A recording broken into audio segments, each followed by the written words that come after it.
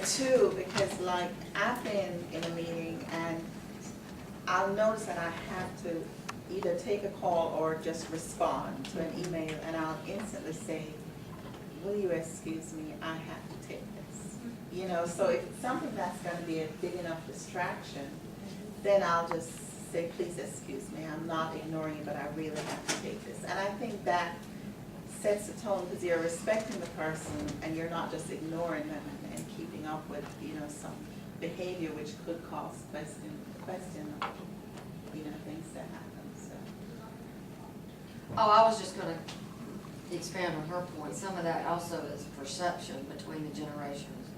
Because, you know, I mean, my perception is if you're sitting there listening to music, then you're not being productive, you're not being efficient, because it's a distraction. But that generation, Our generation. loud music is how they study, you know? Exactly. I think that's, I think there's a difference between, because the other thing is it blocks out all the background.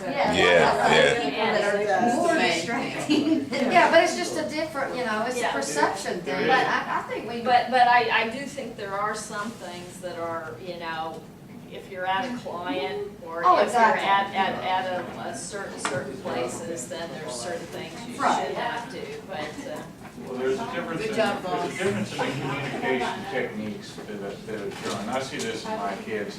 My kids, when they want to talk to somebody, they never actually talk to them. No. It's done strictly through text messages until it gets to some final point that they have to talk to them. And I think it carries over into a lot of what you see today, where a lot of people will be actually doing communications, you know, via text.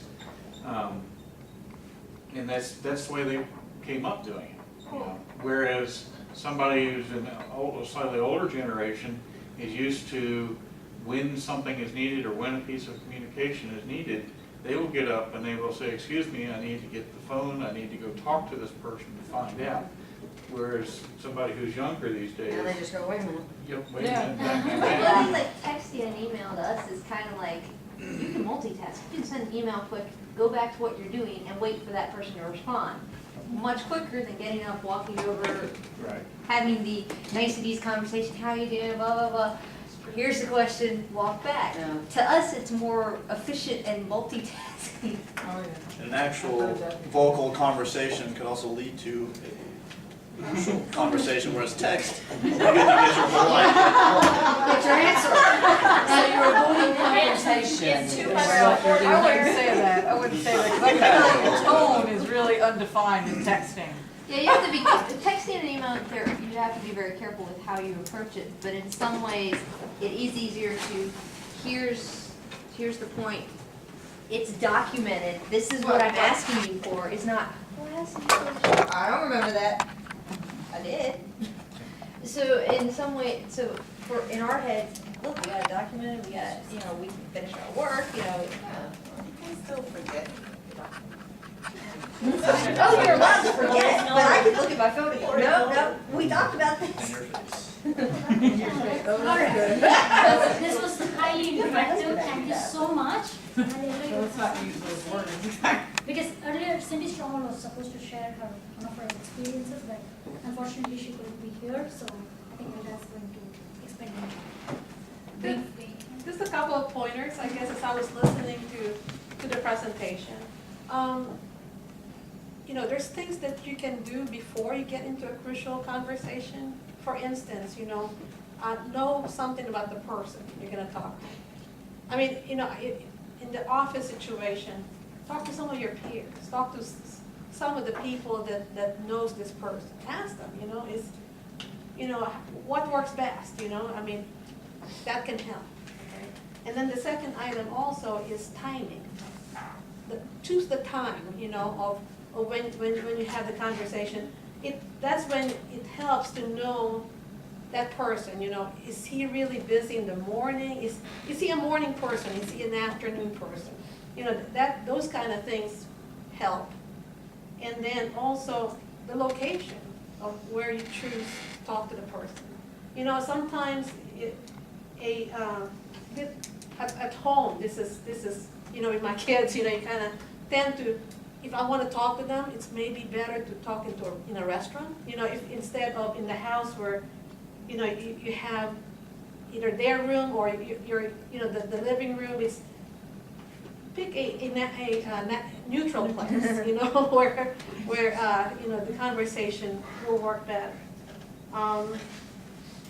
And also, one item that I found that helps, and probably you guys know this already, but instead of using the you know, kind of like, you did something that I do not like, just talk about, you know, this is what I've seen and this is what I felt.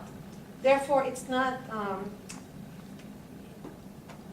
the other person doesn't feel like you're attacking them.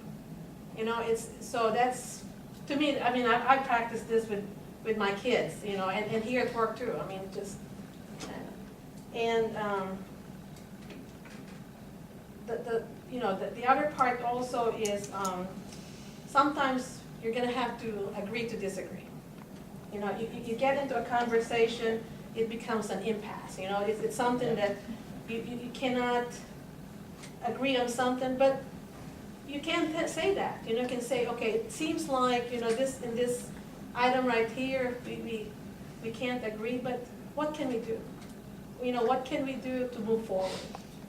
I mean, because sometimes there's no sense in carrying the same arguments and discussions for a long time. We talked about, you know, crucial situations person to person, but there's also crucial situations written, emails. Okay? And I'm talking about this because, you know, I've just of recent experience.